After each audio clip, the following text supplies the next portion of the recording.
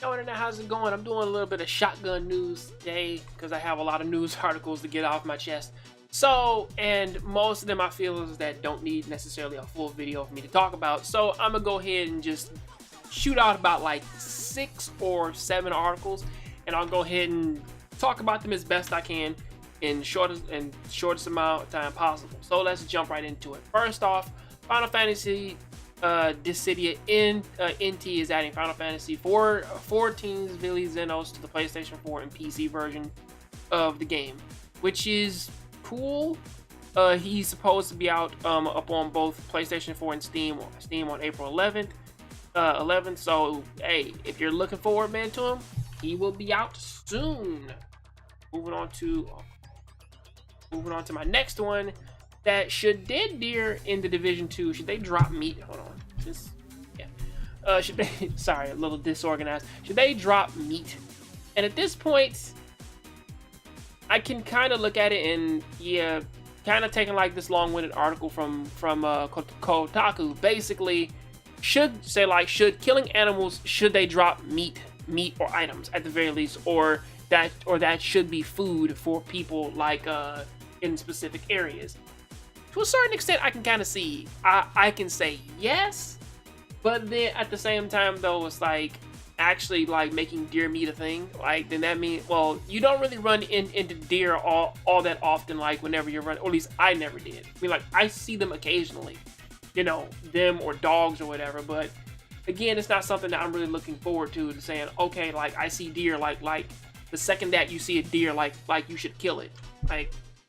Even though like that is kind of crazy, but moving on to the next one, this was actually pretty interesting. The Division 2's tree crates are a good idea, in which that if you're running around DC, you can, like in some areas, like if you have your little detection on and whatnot, like when you give some of the settlers resources, you get this little radius around your body to sort of highlight lootable items. Now, some of those items, well, because they'll glow yellow, if you look up into some trees and whatnot, instead of looking down at the ground and on backs of trucks, instead of you getting like loot from, or at least like you're getting loot from bags and little duffel bags here and there, you can also look up in there in trees. They're on top of museums and specific buildings. I didn't even know this until I read this article. So, hey, like that is a pretty cool thing. The thing that you can get, like, I think the items you get from those are actually a little bit better because supply drops are actually a thing in the game. So hey, like finding items, man, like up on the back of trees, like I find that to be a plus. Now onto some negative news, which is that the Division 2 players are getting really annoyed by this broken staircase, which, if I remember correctly, it's where do they say that it was at? This staircase. It was near one of the control points. I forget where it's at. Oh, sorry, I can find it a little better. Exploring. Oh yeah, it's like it's near the Ivy Tunnel control point. Apparently, sorry about that little intermission, but the stairwell, like it's actually closed off by like essentially it's a ground block. It was pulled out just a little bit too far now, or most likely it could just be a double. Either way, like it has collision and it's stopping people from walking like up the stairs and getting like, or at the very least leaving the area or getting from and to the area. People have already reported it, so hopefully in the next patch that actually comes, they might actually fix that, so we don't really got too much to worry about with this glitch stair. Well, it's not really glitched. It's just, you know, like that someone put an put like an extra terrain block on it, so that's kind of bad. But yeah, but moving on to the next one, a hot take: Anthem should remove its overheating from the game entirely. Now, what this article specifically means is that ever since the beta of Anthem, with every single, like with all the differences in every single suit, okay, basically you have like all your javelins, they all like have different abilities and skills. However, the one thing that they all share is that whenever you use your jets, you get this weird little meter here, like this little overheating meter, and and when it fills up, you can't necessarily boost anymore, or at the very least, you fly slower at the very least.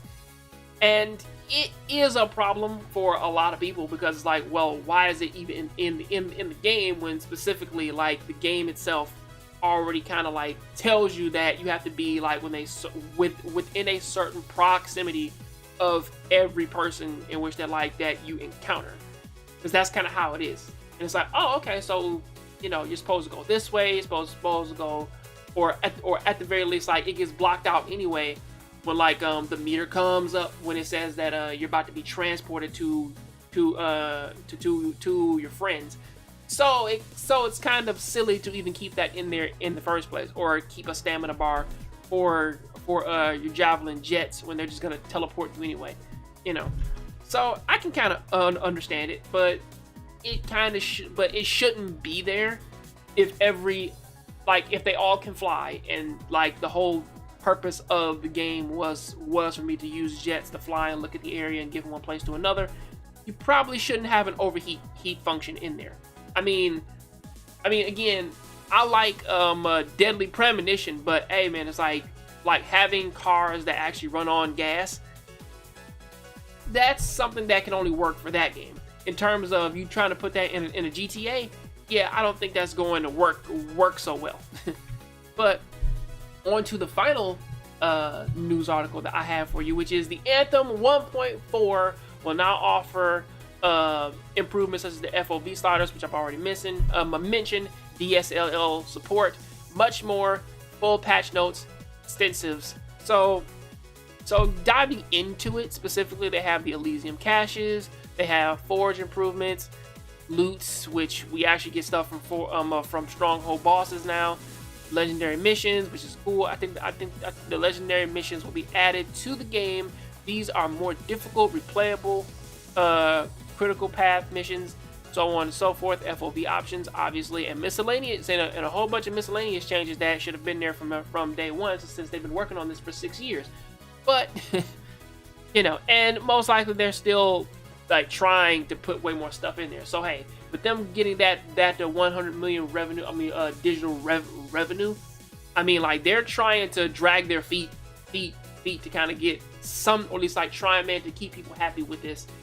And to a certain extent, I really can't look at them and call them wrong for that. But in order for them, man, to turn this like into a playable game, it's gonna take them a good while.